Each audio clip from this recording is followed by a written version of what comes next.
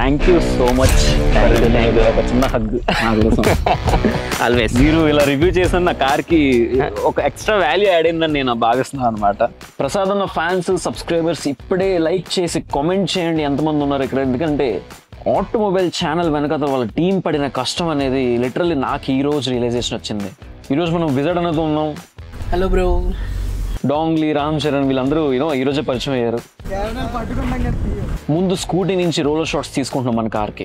అలా వెనక్కి తిరిగి గిమ్మల్ హ్యాండిల్ చేయడం చాలా కష్టం.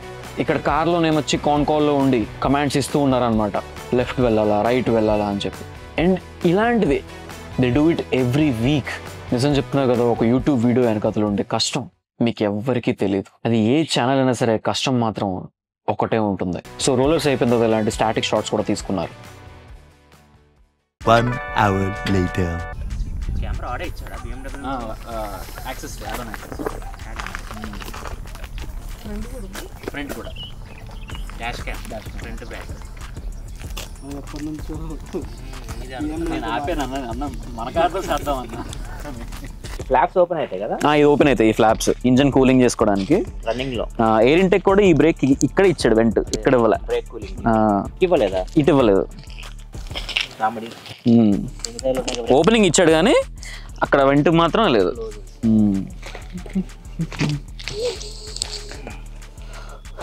ఎలా ఉందన్న కారు?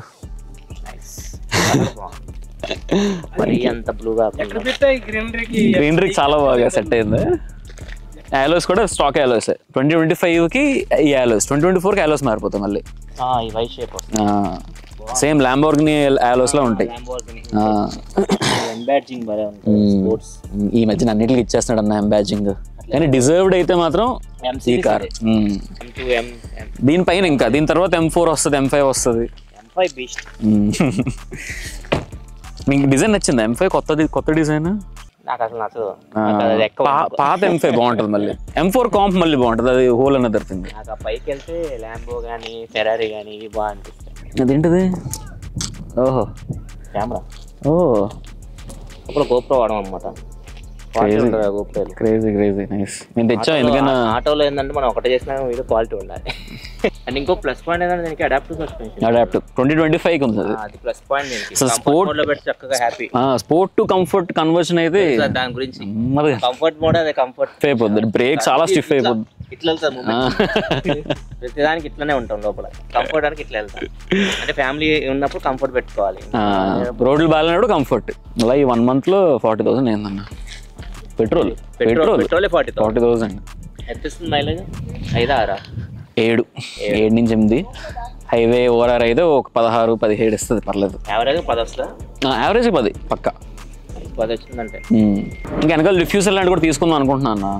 డిఫ్యూజర్ ఒకటి, స్పాయిలర్ ఒకటి. ఆల్రెడీ ఈ డిఫ్యూజర్ బాగుంటుంది. 3 series కి దీని డిఫరెన్స్ ఒక్కటే ఈ డిఫ్యూజర్. ప్రాబ్లం ఏంటంటే దీనికి కార్బన్ ఫైబర్ ఉంది కదా, ఇది కూడా కార్బన్ ఫైబర్ పెట్టించాం లుక్ వేరు. రెండు నీకు మ్యాచ్ అయిపోతాయి. చేసేయమంటారా?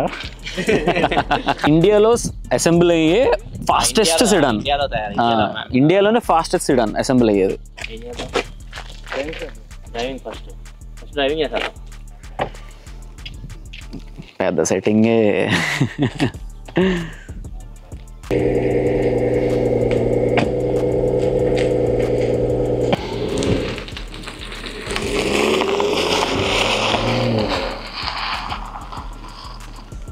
రివ్యూకి వెళ్ళి వస్తుంది. సో మనం లొకేషన్కి వచ్చాం అనమాట. This is the location. చూడొచ్చు మీరు. ప్రతి ఆటోమొబైల్ రివ్యూ కూడా ఇదే బ్యాక్గ్రౌండ్లో జరుగుతుంది. ఇది బాగా కలిసి వచ్చిన బ్యాక్గ్రౌండ్, అన్నకి బాగా నచ్చిన బ్యాక్గ్రౌండ్ అనమాట. కార్ కూడా మెల్లమెల్ల మెరిసిపోతుంది because of this green background.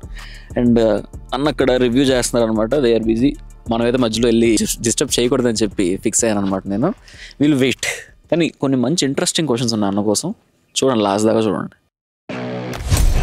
Thank you so much. ఒక చిన్న హగ్ ఆల్వేస్. మీరు ఇలా రివ్యూ చేసిన నా కార్కి ఒక ఎక్స్ట్రా వాల్యూ యాడ్ అయిందని నేను భావిస్తున్నాను అనమాట. నీ పక్కనకి వచ్చినప్పుడు దానికి వాల్యూ యాడ్ అయిపోయింది. సో కొన్ని క్వశ్చన్స్ అన్న, అంటే ఇది అందరికి ఉపయోగపడే క్వశ్చన్స్, కాంటెంట్ క్రియేటర్స్ కానీ సబ్స్క్రైబర్స్ కానీ అందరికి. సో ఫస్ట్ మీరు టెక్ స్టార్ట్ చేసి అరౌండ్ 11 years అవుతుంది కదా, టెక్ యూట్యూబ్. దాని తర్వాత ఆటోమొబైల్ కానీ అన్ని కూడా వచ్చినాయి. ఇప్పుడు వస్తున్న కాంటెంట్ క్రియేటర్స్ కానీ లేకపోతే ఎవరైనా స్టార్ట్ స్టార్ట్ చేయాలనుకున్న వాళ్ళు కానీ ఈ 10 years మిమ్మల్ని ఏం పుష్ చేసింది అసలు? What is that one thing? నన్ను పుష్ చేసింది మాత్రం నా సబ్స్క్రైబర్స్ చెప్పాలంటే. ఎందుకంటే వాళ్ళు చూస్తున్నారు, వాళ్ళకి నచ్చిన కంటెంట్ ఇవ్వాలి వాళ్ళకి. ఇంకా మాది ఏంటంటే టెక్ కదా, ఏదైనా కొత్తది లాంచ్ అంటే అది ఎలా ఉంది దాని గురించి ఇంకా ఫీచర్స్ ఇవన్నీ తెలుసుకోవాలన్నా కానీ చూస్తూ ఉంటారు. ఎక్కువ రెస్పాన్సిబిలిటీ ఉంటుంది ఇంక మా మీద. టైంకి ఇవ్వాలి, ఆ టైంకి కూడా వీడియో ఇవ్వాలి. సో అది అలవాటు అయిపోయింది, ఇంకా బ్రెడ్ లోకి వెళ్ళిపోయింది. టైంకి వీడియో చేయాలి, కంటెంట్ ఇవ్వాలి. అటు సైడ్ నుంచి నాకు సేమ్ రెస్పాన్స్ వస్తుంది. వాళ్ళు ఎప్పుడు నన్ను తగ్గించలేదు, ఒక వాల్యూ వచ్చింది. అంతా వచ్చిందంటే వాళ్ళు ఇచ్చిన పుష్ వాళ్ళే. నెక్స్ట్ లెవెల్ అవుట్ఫిట్ అన్న, క్రేజీ అవుట్ఫిట్ ఏముంది నెక్స్ట్ లెవెల్ కి? ఫ్యాషన్ ఇన్ఫ్లుయెన్సర్స్ ని మనం డామినేట్ చేయలేం, అది మాత్రం పక్కా. అని ఈ మంచిగా డ్రెస్ అప్ అవ్వాలి. Why do think it's important? And మీరెందుకు మంచి కనిపించాలి ఓకే, కానీ ప్రతి వీడియోలో కూడా ఎఫర్ట్ పెడతారు కదా, వై డస్ ఇట్ మ్యాటర్? నేను పెద్దగా ఆలోచించను మీలాగా, ఈ మ్యాచింగ్ అని ఏవో వేస్తారు కదా, లేదు నాకు నార్మల్గా ఎలా అంటే ఫస్ట్ మనకి ఏంటంటే బాగా కనిపించాలి. ఇప్పుడు నాకు ఒక 4-5 years బ్యాక్ చూస్తే మాత్రం నా కెమెరాలో నేనే నచ్చింది. అప్పుడు చూసుకుంటే ఇంత రా ఉంటుంది ఫేస్, వైట్ బియర్డ్, డై ఏం చేయను, కంప్లీట్ చూడడానికి ఎలా ఉంటుంది అంటే చాలా ఎలా చూడడానికి వరస్ట్ ఉంటుంది. నేను మళ్ళీ మిగతా ఛానల్స్ అని చూస్తుంటాం కదా, మనం హిందీ కానీ ఇంగ్లీష్ కానీ చూస్తున్నప్పుడు వాళ్ళ క్వాలిటీ కానీ వాళ్ళ ప్రెజెన్స్ కానీ మనం ఇవ్వలేకపోతున్నాం. ఫస్ట్ మనం మార్చుకోవాలి, మనం మార్చుకోవాలి. ఫస్ట్ మన రూపం మార్చుకోవాలి, ఎందుకంటే మన రూపం మారితే మనం ఏదేసినా అందంగా అనిపిస్తాం. తర్వాత వైఫ్ వల్ల నేను జిమ్కి వెళ్ళా ఫస్ట్ అయితే, తర్వాత అది ప్యాషన్ అయిపోయింది. తర్వాత ఫిట్నెస్ కొంచెం చేసుకుంటూ కొంచెం రూపం మార్చుకుందా, తర్వాత ఏదేసినా బాగానే కనిపిస్తున్నాం. అంతే కదా, అంతే. ఫస్ట్ మనం చూడడానికి రూపం బాగుంది అనుకోండి, మీరు ఏదైనా ఏంటి అందంగా అనిపిస్తారు. కథం ఉంటుంది అనమాట. ఇది వేసుకుంటే ఇది వేసుకోవాలి, ఇది వేసుకుంటే ఇది వేసుకోవాలి, పర్ఫెక్ట్ ఉంటాయి అంటే మైండ్లో ఉండిపోతాయి. వైట్ వేసుకుంటే బ్లూ, కొన్ని మ్యాచింగ్ ఉంటాయి కదా, వాటిని బేసిక్ ఫాలో అవుతా, అంత మించి ఆడ్ గేయను అంతే. నెక్స్ట్ వచ్చేసి ఇప్పుడు మళ్ళీ సేమ్ కాంటెంట్ క్రియేషన్ క్వశ్చనే. ఇప్పుడు ఈ 10 yearsలో మీరు ఎన్నో ఎత్తులు చూస్తుంటారు, ఎన్నో దిగువలు చూస్తుంటారు, యూనో, కానీ మైల్ స్టోన్స్ కూడా రీచ్ అయి ఉంటారు. ఓకే, ఇప్పుడు అంతమంది సబ్స్క్రైబర్స్, అన్ని ఈవెంట్స్ అంటే మామూలు విషయం కాదు. ఆస్పైర్ చెప్పాలంటే పర్సనల్ గా నాకు మర్చిపోయాను, నా ఫస్ట్ వీడియో చూసినప్పుడు నీ వయసు అంతా? అబ్బో, నేను ఎప్పుడు 2019 or 2018లో చూసా. అది కూడా నా ఫస్ట్ వీడియో టెక్ వీడియో కాదు, మీది హోమ్ వీడియో చూసాను నేను, హోమ్ టూర్, అది చూసా నేను. అంటే 2020లో. దాని తర్వాత ఇంకా చూడడం కూడా ఆపలేదు నేను. ఇన్ని మైల్ స్టోన్స్ లో ఇన్ని చూసిన తర్వాత ఇవి చాలరా మనకి అనిపించిందా, లేదా ఇది సరిపోదు, ఏదో లేదు, సంథింగ్ ఈజ్ మిస్సింగ్, ఇంకా పరిగెట్టాలి అని అనిపిస్తుందా? ఏదైనా ఒకటి మనం వెళ్ళిపోయాం అనుకోండి, అచీవ్ అయ్యాం. ఇప్పుడు నాకు ఫస్ట్ ఏమనిపించింది అంటే, స్టార్ట్ చేసినప్పుడు 1,00,000 views రావాలి, ఏదైనా ఒక్క వీడియోకి 1,00,000 views. అది నా ఫస్ట్ నా మైల్ స్టోన్. అది రీచ్ అయ్యాం. అది రీచ్ అయిన తర్వాత ఇంకొకటి పెట్టుకుంటున్నాం. అంటే అక్కడ అయిపోవడం కదా, అయిపోయిందిరా అని చెప్పేసి ఇంకొకటి 1 lakh సబ్స్క్రైబర్స్కి వెళ్ళాలి. తర్వాత ఒక్కొక్కటి నా ఛానల్ ఒక 1 million అన్బాక్సింగ్ వెళ్ళాలి, ట్రెండింగ్ 1లోకి ఒక వీడియో వెళ్ళాలి. ఇట్లా ఒక్కొక్కటి మైల్ స్టోన్ పెట్టుకుంటూ వచ్చాము. అది రీచ్ అవుతూ వచ్చాను. ఇప్పుడు నేను పెట్టుకుని పెద్ద మైల్ స్టోన్, అది రీచ్ అవుతాను లేదు నాకు, నేను ఉంటాను లేదు. 10 million. అబ్బా, అది టెక్ లో సాధ్యమా లేదా తెలుగులో అనేది నాకు తెలియదు, ఎందుకంటే అంత ఇంట్రెస్ట్ ఉన్న పీపుల్ ఎక్కువ చూపించారు. మన ఆడియన్స్ సపోర్ట్ కి ఖచ్చితంగా చెప్పలేము. అది ప్రెసెంట్ అయితే 5 million దగ్గరలో ఉన్నాం కదా, అది అయిపోతే 10 millionకి వెళ్ళాలి అనేది అప్పుడు నా వయసు కూడా అయిపోతుంది. ఇప్పుడు 37 నాది. చూడాలి ఎంతవరకు నాకు ఓపిక ఉన్నంతవరకు ట్రై చేస్తాను. అవుతుందో తెలియదు, అది పెట్టుకున్నాను. ఏదో ఒకటి ఉండాలి కదా మోటివేషన్ మనకి, ఎవ్రీడే వర్క్ చేయడానికి గోల్ అనేది అప్గ్రేడ్ అవుతూ ఉండాలి. అండ్ ఎప్పటికప్పుడు మనము అప్గ్రేడ్ అవుతూ ఉండాలి, అక్కడ అయిపోకూడదు. ఎప్పటికప్పుడు గేర్ అప్గ్రేడ్ చేసుకోవాలి. కంటెంట్ మనము ఇది చూస్తున్నారు కదా, కొత్తగా ట్రై చేద్దాము అనిపించినా కానీ చెయ్యాలి. నాలుగు అది అలవాటు అయిపోయింది, మనం కొత్తగా ట్రై చేసి చూస్తారు లేదని ట్రై చేసి చూడాలి.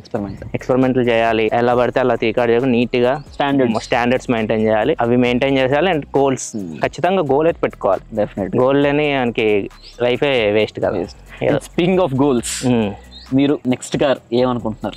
ఇప్పుడు నా కార్ రివ్యూ చేశారు, అప్గ్రేడ్ లో నా కార్ ఒక అప్గ్రేడ్ గా నేను భావిస్తున్నాను. మీ ఊహలో, లేకపోతే మీకున్న రియాలిటీలో, లేకపోతే మీ డ్రీమ్ లో ఏదైనా సరే, అరే ఈ కారు మన గరాజ్ లో ఉండాలి, డెఫినెట్లీ ఉంటుంది. మీరు కార్ గురించి ఇంత ఇంట్రెస్టింగ్ మాట్లాడుతున్నారంటే మీకు కూడా ఒక మంచి టేస్ట్ ఉండాలి. What is the taste? Any natural aspirated V eight valve బా, అంటే రువోల్తో, Lamborghini or Ferrari. Natural aspirated V eight valve చాలు నాకు బ్రాండ్ ఇంపార్టెంట్ కాదు, ఇంజన్. న్యాచురల్ యాస్పిరేటెడ్ ఇంజన్ ఇష్టం. V8 V12 is next level. Next ఇలాంటి కార్స్ కానీ లైఫ్ స్టైల్ అప్గ్రేడ్ అవ్వాలి కానీ ఇవన్నీ అవ్వాలంటే ఇన్వెస్ట్మెంట్ మనకు చాలా ఇంపార్టెంట్, డబ్బులు ఇంపార్టెంట్. ఓకే, అదే దాని తర్వాత ఏదైనా. సో మీ లైఫ్ లో ఇన్వెస్ట్మెంట్స్ కి రోల్ ఎంత? అంటే మీరు నా లైఫ్ లో ఫస్ట్ లో ఇన్వెస్ట్మెంట్ రోలే లేదు.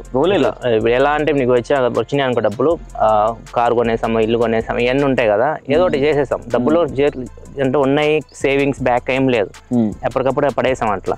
తర్వాత ఇన్వెస్ట్మెంట్ చేయడం స్టార్ట్ చేశాను నేను.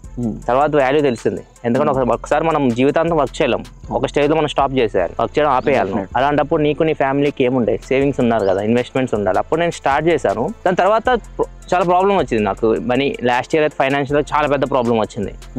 అది నేను బయటకు రావాలి అన్నా కానీ చాలా పెద్ద అమౌంట్. అది నేను సగం నన్ను సేవ్ చేస్తుంది నేను ప్రీవియస్ చేసిన ఇన్వెస్ట్మెంట్స్.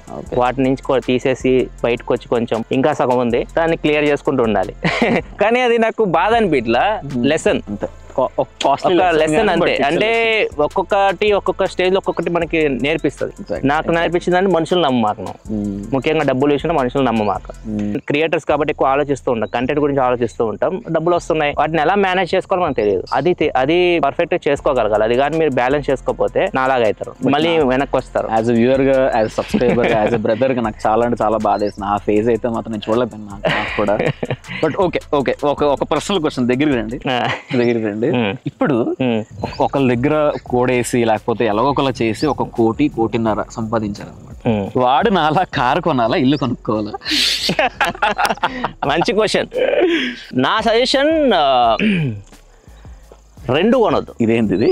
ఓకే, బెస్ట్ ఏం చేయాలంటే మనము ఫస్ట్ మీ లైఫ్ స్టైల్ చూసుకోండి. మీకు ఎంత ఖర్చు అవుతుంది ఇంపార్టెంట్. మీరు లైఫ్ స్టైల్, మీరు నెలకి ఎంత కావాలి. మీరు గణేష్ ఉన్నాడు, పెళ్లి కాలే, నాకు పెళ్ళి అయింది, 2 పిల్లలు ఉన్నారు, వాళ్ళది ఎవ్రీథింగ్ నాకు ఒకటి ఉంటుంది అనమాట మైండ్ లో క్యాలిక్యులేషన్స్. నీకేముండవు ఈ ఏజ్ లో. ఏంటంటే మనకు వచ్చిన డబ్బులు మన డ్రీమ్స్ మీద ఖర్చు పెడుతుంటాం.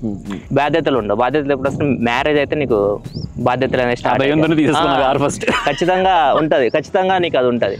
సో అది మెయిన్. ఇప్పుడు 1.5 CR అంటున్నావు, 1.5 CR నువ్వు ఇన్వెస్ట్ చేసావు అనుకో, ఒక హౌస్ మీద ఇన్వెస్ట్ చేసావు అనుకో, దాని మీద నీకేం ఆదాయం రాదు. అది ఫ్యూచర్ లో వాల్యూ పెరుగుతుంది. అది రియల్ ఎస్టేట్ కాబట్టి ఖచ్చితంగా వాల్యూ పెరుగుతుంది. ఇదంతా డిప్రిషియేట్ అవుతుంది. దీనివల్ల నీకు ఉపయోగం లేదు. కారు కొంటే మాత్రం వాల్యూ డిప్రిషియేట్ అయితే వస్తుంది. ఎవ్రీ ఇయర్ 10% పోతుంది. సో కార్ అనేది అసలు ఆప్షన్ కాదు. ఇల్లు కొనుక్కోవచ్చు, కాబట్టి దానికన్నా better option better to invest.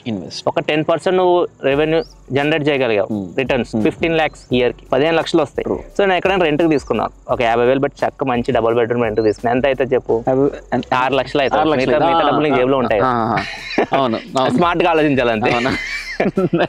So అది నా మైండ్ అయితే. ఒకవేళ ఈ స్టేజ్ లో ఉంటే అలా ఆలోచిస్తే. సో ఈ క్వశ్చన్ ఎందుకు అడిగానంట అన్న, ఇప్పుడు చాలా మంది మనల్ని చూసి ఇన్ఫ్లుయెన్స్ అవుతూ ఉంటారు. మీరు ఇన్ని కార్లు చెప్తారు, నేను కారు కొన్నాను, చాలా మంది ఇన్ఫ్లుయెన్స్ అవుతూ ఉంటారు. వాళ్ళు దయచేసి మా రిక్వెస్ట్ ఏంటంటే, డైరెక్ట్ గా ఉంది కదా అని చెప్పి ఈ కారు ఇల్లు ఆలోచించండి. సో ఇన్వెస్ట్మెంట్ ఒకటి గుర్తుపెట్టుకోండి, మీ లైఫ్ లో ఎంత డబ్బు ఉంటే అంత కష్టాలు ఉంటాయి. మీకు కనిపిస్తుంటాయి, చూసిన వాళ్ళకి వాడు బాగా హ్యాపీగా ఉన్నాడు అని చెప్పేసి. వాడు లైఫ్ లో ఎంత డబ్బులు ఉంటే వాడికి అన్ని కష్టాలు. 40,000 అయింది మనకి. నిజంగా అన్ని కష్టాలు ఉంటాయి, మీకు కనపడవు. అన్న లాస్ట్ క్వశ్చన్, ఓకే ఇదే last question. What is your secret of your అందం? మీ అందాన్ని వెనకాల ఇవన్నీ వద్దు. Guys, thank you so much. Thank you అన్న. థ్యాంక్ యూ అమ్మ. Thank you. Thank you అందరికి. బాయ్.